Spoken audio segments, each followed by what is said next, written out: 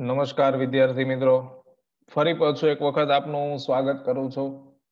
આજના આપણા lecture number 4 ની અંદર ધોરણ 9 વિષય ગણિતના ચેપ્ટર નંબર 2 બહુપદીઓ એટલે કે પોલિનોમિયલની જે શરૂઆત આપણે કરેલી હતી, જેમાં અગાઉ આપણે બહુપદીના પ્રકાર વિશે સમજ મેળવી, ત્યારબાદ આપણે બહુપદીના શૂન્યો વિશે જે ચર્ચા શરૂ કરેલી છે એને આગળ વધારતા આજે આપણે ઉદાહરણ નંબર 3, 4 અને 5 અને ત્યારબાદ સ્વાધ્યાય 2.2 ના પ્રશ્ન પહેલાની આજે આપણે સમજૂતી મેળવવાની છે. તો આજના લેક્ચરની અંદર પણ આપણે શૂન્યો વિશે જ વાત કરવાની છે, એટલે કે બહુપદીના ઉકેલ વિશે જ આજે ચર્ચા કરવાની છે. તો શરૂ કરીએ આજના આપણા લેક્ચરને.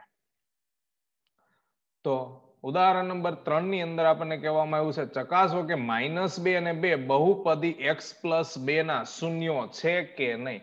એટલે આપણે અહીંયા ચકાસણી કરવાની છે કે એમનું શૂન્ય છે કે નહીં. તો આપણે ક્યારે કહી શકીએ બહુપદીનું શૂન્ય? તો અગાઉ આપણે જાણી ગયા કે જ્યારે તમને જે બહુપદીના કિંમતો આપેલી છે x ની, કે અહીંયા x બરાબર -2 અને x બરાબર 2 જે આપેલા છે, એ જ્યારે કિંમતો તમે આ બહુપદીની અંદર મૂકશો અને એમનું સાદુરૂપ આપશો અને જો તમારો જવાબ છે એ શૂન્ય મળે એટલે કે 0 મળે તો એ બહુપદીના શૂન્યો છે એમ કહેવાય. શૂન્યો એટલે કે એમના ઉકેલ, એમના બીજ છે એમ કહેવાય. અને જો તમારો જવાબ છે એ 0 નથી મળતો તો બહુપદીના શૂન્યો કહેવાશે નહીં. સિમ્પલ વસ્તુ છે. તો પહેલા તો આ બહુપદી આપણી પાસે છે એને આપણે કોઈ નામ આપી દઈએ. તો ધારો કે p of x is equal to x plus 2 છે, એટલે બહુપદીને આપણે નામ આપી દીધું p of x. હવે આપણી પાસે x ની બે જુદી જુદી કિંમતો છે, -2 અને 2. આ બંને કિંમતો વારાફરતી આ બહુપદીમાં x છે એના સ્થાન પર મૂકવાની અને જો તમારો જવાબ છે એ 0 મળે તો એ બહુપદીનું શૂન્ય છે તેમ કહેવાય. અને જો જવાબ 0 નથી મળતો તો એ બહુપદીનું શૂન્ય નથી. સિમ્પલ વસ્તુ છે. તો શરૂ કરીએ આપણે આગળ. x બરાબર -2 પહેલા આપણે મૂકવાનું છે. તો આ જ બહુપદીની અંદર x ના સ્થાન પર હું -2 મૂકીશ તો p of -2 is equal to x હતો ત્યાં -2 plus 2 તો છે જ અચળ પદ. તો હવે આનું આગળ સાદુરૂપ આપીએ તો -2 plus 2 તમે સારી રીતે જાણો છો કે 2 - 2 એટલે જવાબ શું આવશે? 0. તો -2 મૂકતા બહુપદીનો આન્સર આપણને શું મળ્યો છે? 0. તો જો જવાબ શૂન્ય મળે તો હમણાં જ હું કહી રહ્યો છું કે આપણી પાસે જો જવાબ 0 મળે તો શૂન્ય છે. તો અહીંયા આપણી પાસે એમનું શૂન્ય છે. હવે x બરાબર આપણે કેટલા મૂકવાના છે? 2, કારણ કે આપણને બે મૂલ્યો આપ્યા છે, -2 અને 2. તો હવે x ના સ્થાન પર આપણે 2 માટે કામ કરવાનું છે. તો આ જ બહુપદીમાં x ના સ્થાન પર હું 2 મૂકીશ. તો x ના સ્થાન પર 2 અને +2 અચળ પદ તો છે જ. તો 2 + 2 એટલે 4. તો જવાબ 0 નથી. અહીંયા જોજો તમે બાળકો કે અહીંયા આપણી પાસે જે પહેલું પદ આપણે મૂક્યું ત્યારે આપણને જવાબ 0 મળ્યો, પણ જ્યારે x બરાબર 2 મૂક્યા ત્યારે આપણને જવાબ 0 મળતો નથી.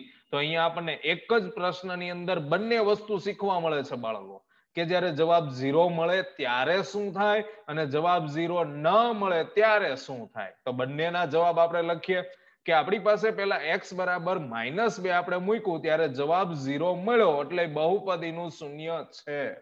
x બરાબર -2 મૂક્યા અને જવાબ 0 મળ્યો એટલે બહુપદીનું શૂન્ય છે.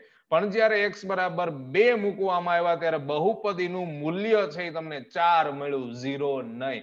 એટલે બહુપદીનું શૂન્ય નથી. તો એક જ પ્રશ્નની અંદર આપણને બંને વસ્તુની સમજ મળે છે બાળકો. અહીંયા તો ખાસ ધ્યાન આપવું તમારે કે જ્યારે તમે x બરાબર -2 મૂક્યું એટલે જવાબ 0 મળ્યો તો બહુપદીનું શૂન્ય છે.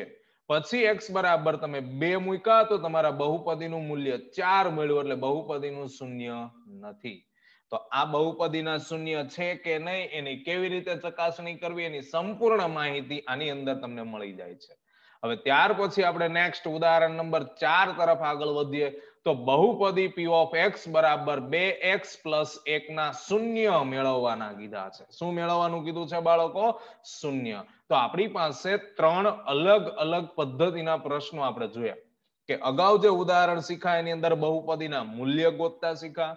ઉદાહરણ નંબર 3 ની અંદર આપણે એનું શૂન્ય છે કે નહીં એની ચકાસણી કરતા શીખ્યા. અને ત્રીજી પદ્ધતિ છે એમના શૂન્ય મેળવવા. શૂન્ય એટલે સમીકરણ જે બહુપદી આપેલું છે એનું બીજ કહેવાય. ખાસ ધ્યાન રાખજો, શૂન્ય એટલે એનું બીજ અથવા ઉકેલ. તો આપણે અહીંયા x ની કિંમત ગોતવાની છે. x એટલે શું કહેવાશે તો કે બહુપદીનો ચલ. શું કહેવાશે? બહુપદીનો ચલ.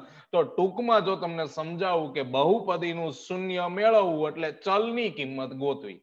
યાદ રાખજો, તમને એમ કહે છે બહુપદીનું શૂન્ય મેળવો એટલે તમારે ચલની કિંમત ગોતવાની. ચલ તરીકે કોઈ પણ આલ્ફાબેટ હોઈ શકે છે. જેમ અહીંયા ચલ તરીકે કોને પસંદ કરેલો છે બાળકો? x ને.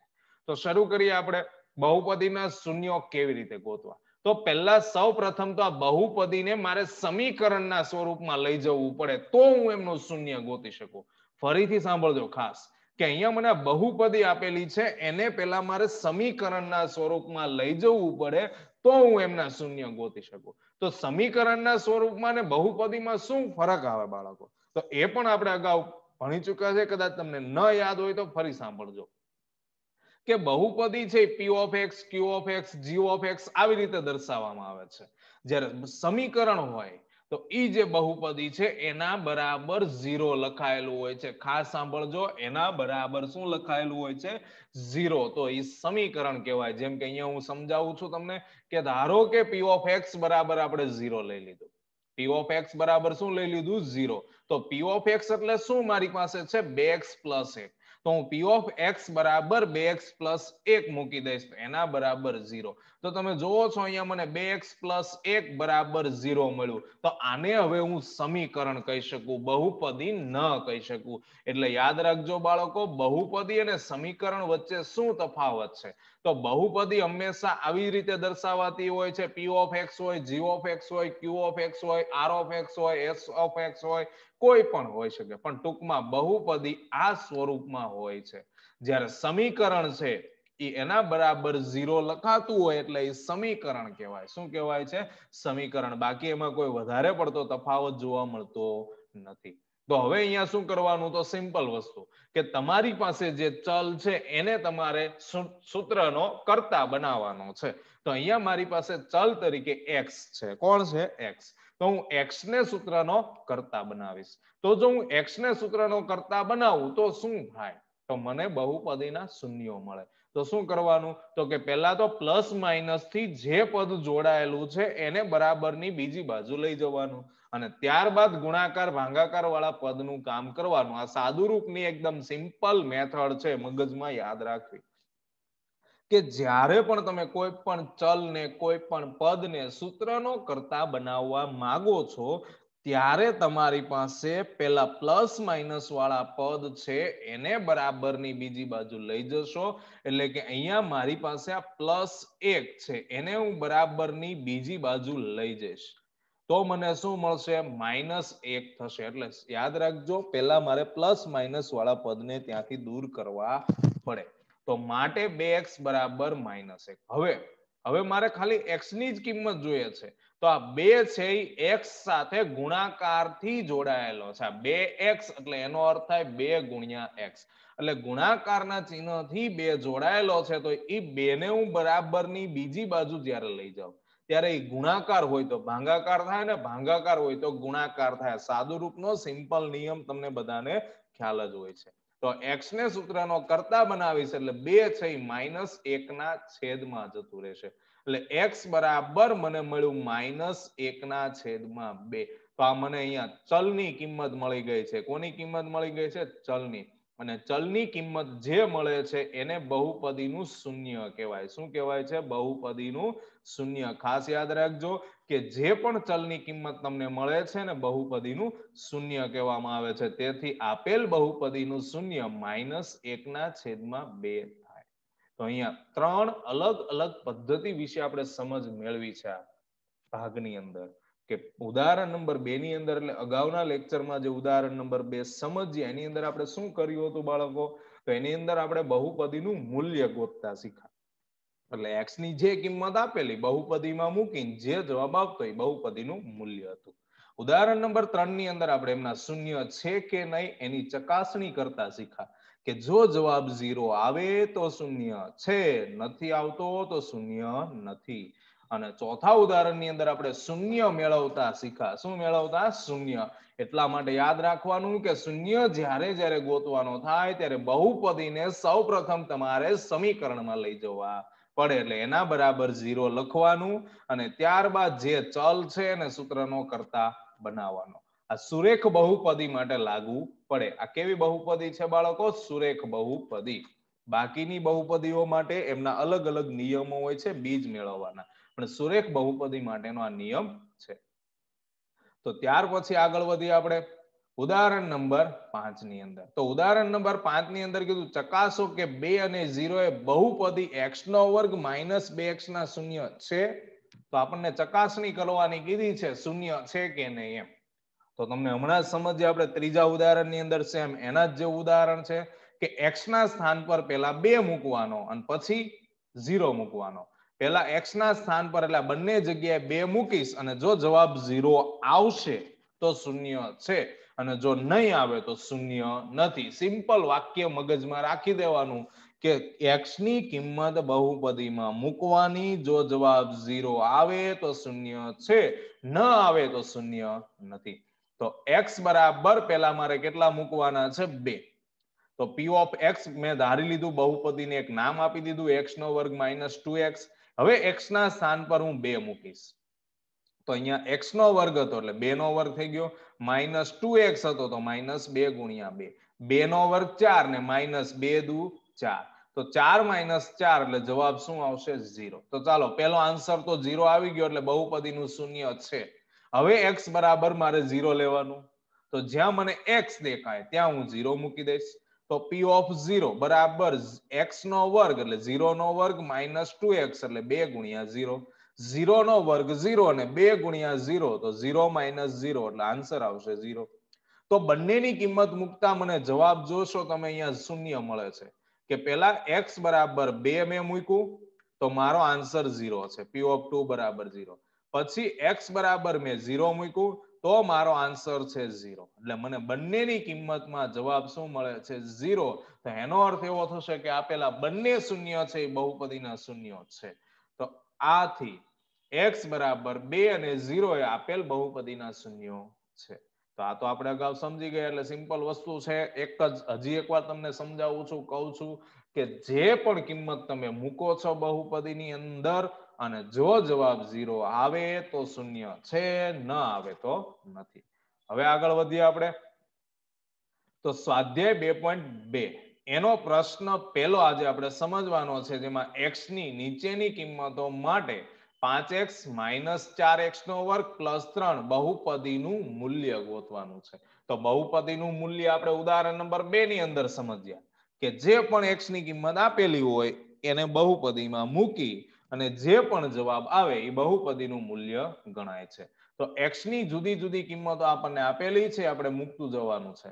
તો પહેલા x બરાબર મારે આ બહુપદીમાં 0 લખવાનું. એ બહુપદીને મેં નામ આપી દીધું p of x.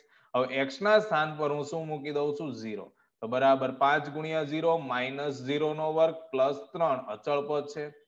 તો માટે p of 0 બરાબર 5 ગુણ્યા 0 0, 0 નો વર્ગ 0 અને ગુણ્યા 4 એટલે 0 તો +3. તો વધ્યા માત્ર 3. તો આ બહુપદીનું મૂલ્ય કેટલું ગણાય છે? 3. x બરાબર 0 આગળ એમનું મૂલ્ય 3 મળે છે. તો આ પણ સિમ્પલ વસ્તુ થઈ ગઈ છે. ટૂંકમાં બધાની અંદર એક સમાન કામ કરવાનું, શૂન્ય છે કે નહીં અથવા બહુપદીનું મૂલ્ય કીધું હોય તો x ની કિંમત મૂકીને સાદુરૂપ આપવાનું જ હોય છે. બીજો પ્રશ્ન જોઈએ એમનો. તો બીજા પ્રશ્નની અંદર મને કહેવામાં આવ્યું છે x બરાબર -1. તો બહુપદી મારી p of x બરાબર 5x - 4x² + 3. એમાં x ના સ્થાન પર હું કેટલા મૂકી દઈશ? -1. તો ચાલો આપણે એને મૂકીએ અને જોઈએ સાદુરૂપ આપતા શું જવાબ મળે છે. તો x ના સ્થાન પર મેં -1 લખી દીધું છે, બધી જ જગ્યા પર તમે જોઈ શકો છો. માટે p of -1 બરાબર આ -5 કેમ થયા? તો કે 5 એકા 5, 5 પ્લસ હતા 1 માઇનસ તો પ્લસ ઓર માઇનસ -5. પછી -1 નો વર્ગ +1 થઈ ગયો. તો આ પણ તમને યાદ જ હશે, નિયમ ન યાદ હોય, ન ખબર હોય તો સાંભળજો કે કેમ પ્લસ થઈ ગયું. તો જ્યારે કોઈ પણ માઇનસ પદની બેકી ઘાત હોય, 2, 4, 6, 8, 10, 12 એમ બેકી ઘાત હોય ત્યારે માઇનસ નું ચિહ્ન છે એ પ્લસમાં રૂપાંતર થઈ જાય. શેમાં રૂપાંતર થઈ જાય? પ્લસમાં. અને જો એકી ઘાત હોય એટલે કે અયુગ્મ ઘાત હોય જેમ કે 1, 3, 5, 7, 9 તો માઇનસ નું માઇનસ જ રહેશે, પ્લસ નથી થતું, યાદ રાખજો. માઇનસ નું માઇનસ જ રહેશે ને પ્લસ હોય તો પ્લસ જ રહેશે, એમાં કોઈ ફેરફાર થતો નથી. પણ જ્યારે બેકી ઘાત હોય છે એટલે કે યુગ્મ ઘાત હોય છે ત્યારે માઇનસ નું પ્લસ થઈ જાય છે અને લાસ્ટમાં +3 તો છે જ. હવે આગળ સાદુરૂપ લઈ જઈએ. માટે p ઓફ -1 બરાબર -5, 4 એકા 4 એટલે -4 +3. હવે એમનું સાદુરૂપ આપશો એટલે તમને મળશે -6. કેવી રીતે? તો કે જોઈએ એમનું પણ સાદુરૂપ અહીંયા સમજી લઈએ. -5 -4 એટલે કે માઇનસ માઇનસ પ્લસ તો -9 +3 એટલે -6. આનો આન્સર શું આવે? -9. અને -9 માં જ્યારે 3 તમે પ્લસ કરો એટલે -6. તો આ p ઓફ -1 એટલે કે x બરાબર -1 આગળ બહુપદીનું મૂલ્ય કેટલું મળે છે? -6. ત્યારબાદ ત્રીજો પ્રશ્ન જોઈએ એમનો, x બરાબર 2 માટે. તો આ જ બહુપદીની અંદર મારે x ના સ્થાન પર કેટલા મૂકવાના છે બાળકો? 2. તો જ્યાં મને x દેખાય છે ત્યાં હું 2 મૂકી દઈશ. તો માટે p of 2 is equal to 5 into 2 - 4 2 + 3. એટલે કે x ના સ્થાન પર મેં 2 લખ્યા છે. p ઓફ 2 બરાબર 5x તો x ના સ્થાન પર 2 -4 x નો વર્ગ એટલે 2 નો વર્ગ +3. માટે p ઓફ 2 બરાબર 5 દુ 10 -4 2 નો વર્ગ 4 અને +3. માટે p ઓફ 2 બરાબર 10 -4 ગુણ્યા 4 એટલે આપણી ભાષામાં કહીએ ચોકે ચોકે 16 +3. માટે p ઓફ 2 બરાબર અહીંયા -3 આવ્યો. કેવી રીતે? તો એ પણ તમને સાદુરૂપમાં ખ્યાલ આવી જ ગયો હોય કે 10 - 6 કરો, સોરી 10 - 16 કરો એટલે -6 થાય. કેટલું થાય? -6. અને એમાં +3 તમારે એડ કરવાના, ઉમેરવાના. તો -6 + 3 એટલે આન્સર કેટલો આવશે? -3. તો આમ આપેલ બહુપદી p ઓફ x નું x બરાબર 2 આગળ મૂલ્ય કેટલું મળે છે? -3. તો આ રીતે આપણે બહુપદીના મૂલ્ય અત્યાર સુધી મેળવતા આવીએ છીએ. તો આજના લેક્ચરની અંદર બાળકો આપણે આટલું જ રાખીએ. નેક્સ્ટ લેક્ચરની અંદર ફરી પાછું એક નવા ટોપિક સાથે નવી મુલાકાત કરીશું. ત્યાં સુધી દરેક બાળકોને મારા જય શ્રી કૃષ્ણ. ખૂબ ખૂબ આભાર.